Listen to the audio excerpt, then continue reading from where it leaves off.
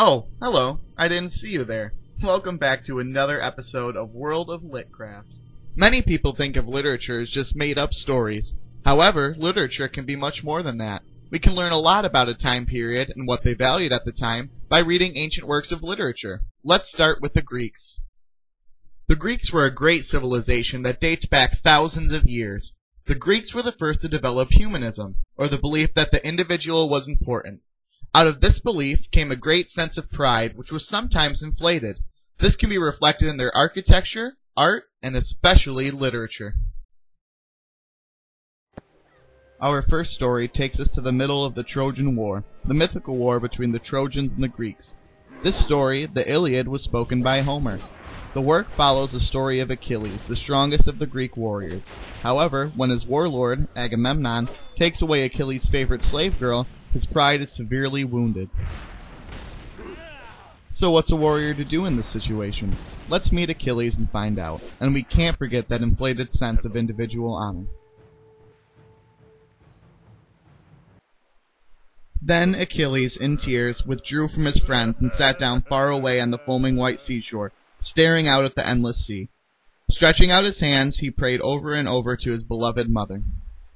Mother, since you bore me for a short life only, Olympian Zeus was supposed to grant me honor. Well, he hasn't given me any at all. Agamemnon has taken away my prize and dishonored me. And then his mother rose up from the white-capped sea like a mist, and settling herself beside her weeping child, she stroked him with her hand and talked to him. Why are you crying, son? What's wrong? Don't keep it inside. Tell me so we'll both know. Odysseus then begged his mother to help the Trojans hem the Greeks in between the fleet and the sea.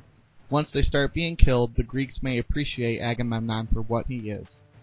His mother agrees and heads off to Mount Olympus to ask Zeus to turn the tide of war against her son's own people. Zeus reluctantly agrees, and before you know it, the Trojans have the leg up. This speaks volumes about how far Achilles went to try and preserve his individual honor, even if it meant many of his own men dying. Achilles refuses to go back to battle, and it takes the death of his best friend, Patroclus, to finally sway him to rejoin the fight. In the end, the Greeks do win, but the question still remains, who is the real hero? Is it possible to sympathize with the greatest of the Greeks, who killed many of his own people for his own personal pride? We can explore the great Greek individualism in another one of Homer's epics, the Odyssey. First, let's meet the hero of the Odyssey, Odysseus. Our destiny awaits. Well said, Odysseus, well said. The Odyssey takes place directly after the Trojan War, when Odysseus, a Greek general, is trying to get his men back home to the land of Ithaca. Along the way, he'll face many hardships that include, but are not limited to, bloodthirsty harpies, a raging whirlpool, and perhaps most famously the powerful, albeit dim-witted, Cyclops Polyphemus. We're going to look into Odysseus' run-in with this one-eyed creature a bit further.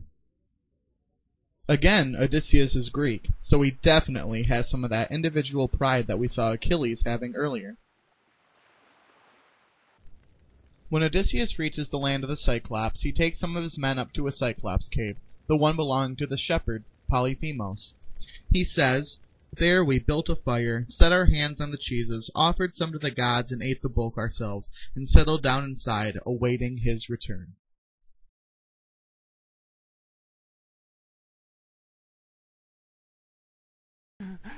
To make a long story short, Odysseus and his men find themselves trapped in the cave with the Cyclops, with a large boulder blocking the only exit. It takes an ingenious plan on Odysseus' part to get them out.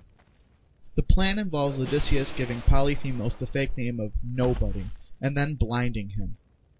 When he is screaming in pain, the other Cyclops ask, What, Polyphemus? What in the world's the trouble? Roaring out in the God-sent night to rob us of our sleep. Surely no one's rustling your flocks against your will. Surely no one's trying to kill you now by fraud or force. To which Polyphemus replies, Nobody, friends. Nobody's killing me now by fraud and not by force. If you're alone and nobody's trying to overpower you now, look, it must be a plague sent here by mighty Zeus, and there's no escape from that. You'd better pray to your father, Lord Poseidon, replied the other Cyclops. Taking advantage of the Cyclops' blinded state, the cunning Odysseus once again hatches a plan to escape the cave. When Polyphemus moves the boulder sealing them in, they grab onto the sheep that he is herding and cling for dear life as they are guided out of the cave. So that's it, right? They escape, count their blessings, and consider themselves lucky? No, of course not. Odysseus' sense of individual pride drives him to gloat. Cyclops, if any man on the face of the earth should ask you who blinded you, shamed you so, say Odysseus, raider of cities. He gouged out your eye, Laertes' son who makes his home in Ithaca. During this gloating, Polyphemus has been throwing boulders at Odysseus' ship. The need for personal honor was so strong in Odysseus that he felt the need to make sure the fearsome beast knew exactly who shamed him so, even if it endangered his crew. Sound familiar? Now let's shift gears a little bit. The next great civilization after the Greeks was the Romans. The Romans were a brilliant people, who had different values from their Greek predecessors. The Romans focused on hard work and duty, especially duty to the family. We can, again, see these values in their art, architecture, and you guessed it, literature. Perhaps the greatest work of Roman literature was Virgil's The Aeneid. The Aeneid gave the Romans a history and featured the mythical founder of Rome, Aeneas. How can we describe Aeneas? Well, let's allow him to describe himself. The following is a scene from the Aeneid where Aeneas meets the goddess Venus, disguised as a hunter while hunting with his men. After some formalities, Aeneas introduces himself. He says, I am Aeneas, duty-bound and known above high air of heaven by my fame. Carrying with me in my ships are gods of hearth and home, saved from the enemy. Aeneas has a little bit of a different goal from his Greek counterpart, Odysseus. Rather than return home, Aeneas is charged with finding a new home for his people, because he is Trojan who, as we know, lost the Trojan War.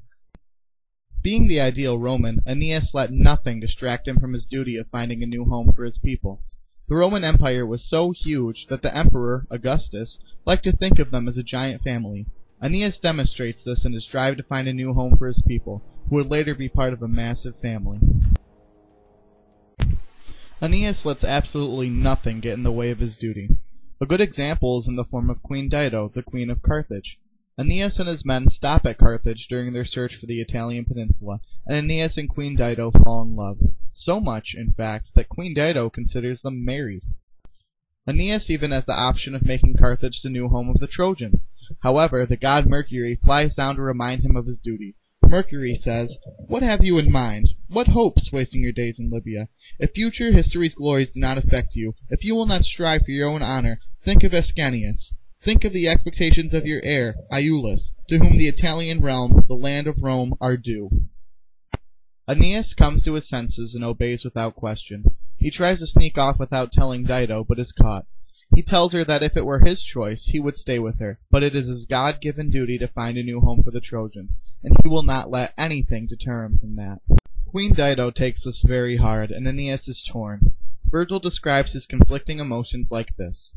Duty-bound, Aeneas, though he struggled with desire to calm and comfort her in all her pain, to speak to her and turn her mind from grief, and though he sighed his heart out, shaken still with love of her, yet took the course heaven gave him, and went back to the fleet. Dido is gravely hurt, and ends up committing suicide. This is a sharp contrast to Achilles and Odysseus. The latter would do anything for their personal glory. The former would do anything for his duty.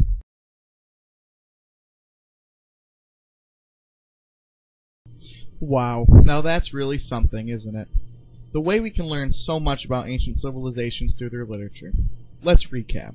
The Greeks valued individual honor above all, as we see with Achilles and Odysseus. The Romans valued duty, as we can see with Aeneas. These works only scratch the surface of what we can learn. So what are you waiting for? Get reading! In the fields